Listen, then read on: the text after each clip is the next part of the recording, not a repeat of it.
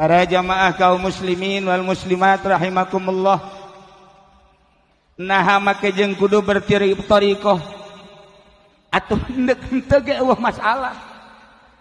Endek bertariqah mangga endek henteu ge eueuh masalah. Jeung henteu setiap jelema nu hayang bertariqah kemudian diasupkeun atuh henteu. Urang ngadenge di perguruan-perguruan tariqah. Kemudian pejabat pengusaha anu sembarangan diasup-asupkeun. Bahkan nada jeung bahasana ge salah.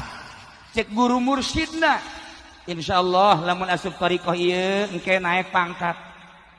Insyaallah lamun asup tariqah ieu usaha jadi maju.